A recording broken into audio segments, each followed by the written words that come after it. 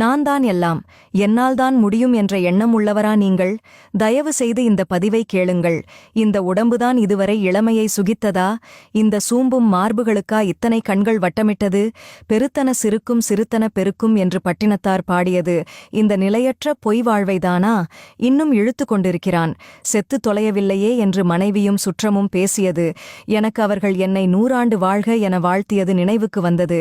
இதுவரை எனது கோடாரியால் நான் எனது வேரையல்லவா வெட்டியிருக்கிறேன். வெட்டி நான் விரும்பியவையெல்லாம் என்னை வெறுத்து கொண்டிருந்தது.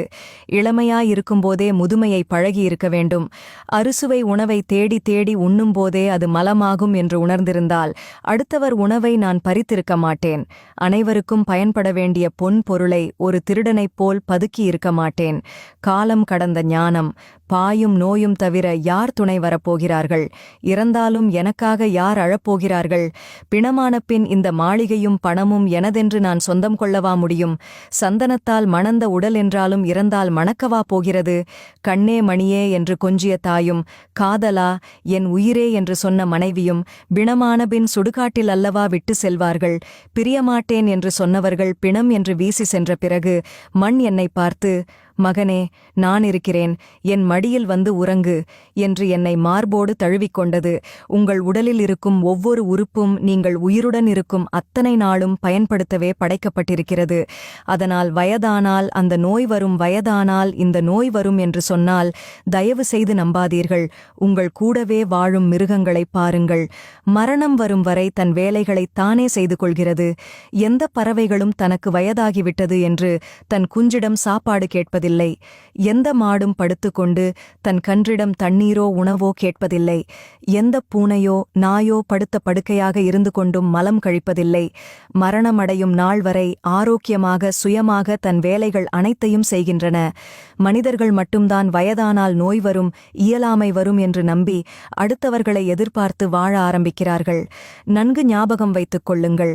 முதுமை என்று எதுவும் இல்லை, நோய் என்று எதுவும் இல்லை, இயலாமை என்று எதுவும் இல்லை. எல்லாம் உங்கள் மனதிலும் அதன் நம்பிக்கையிலும் தான் இருக்கிறது. சிந்தனையை மாற்றுங்கள். ஆரோக்கியமாக வாழுங்கள். நீங்கள் எதை நம்புகிறீர்களோ அதுவாகவே ஆகிறீர்கள். நான் நான் நான் நான் சம்பாதித்தேன், நான் காப்பாற்றினேன், நான் தான் வீடு கட்டினேன், நான் தான் உதவி செய்தேன், நான் உதவி செய்யலனா அவர் என்ன ஆகிறது? நான் பெரியவன், நான் தான் வேலை வாங்கி கொடுத்தேன், நான் நான் நான் நான் என்று மார்தட்டி கொள்ளும் மனிதர்களே, நான் தான் என் இதயத்தை இயக்குகிறேன் என்று உங்களால் சொல்ல முடியுமா? நான் தான் என் மூளையை இயக்குகிறேன் என்று உங்களால் சொல்ல முடியுமா? நான் தான் என் 2 கிட்னியையும் இயக்குகிறேன் என்று உங்களால் சொல்ல முடியுமா? நான் தான் என் வயிற்றில் சாப்பிட்ட உணவிலிருந்து சத்துக்களை தனியாக பிரித்து இரத்தத்தில் கலக்குகிறேன் என்று உங்களால் சொல்ல முடியுமா?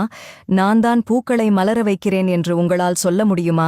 இவைகள் அனைத்தையும் எவன் செய்கிறானோ இயக்குகிறானோ அவன் ஒருவனுக்கே நான் என்று சொல்வதற்கு அதிகாரமும் உரிமையும் உண்டு. ஆகையால் நான் என்ற அகந்தையை விட்டு அனைவரிடமும் அன்பாக இருங்கள். உனக்கு மேலே உள்ளவனை பார்த்து ஏங்காதே, தாழ்வு மனப்பான்மை வரும். உனக்கு கீழே உள்ளவனை ஏளனமாய் பார்க்காதே, தலைக்கணம் வரும். உன்னை யாரோடும் ஒப்பிடாமல் நீயாக இரு, தன்னம்பிக்கை வரும்.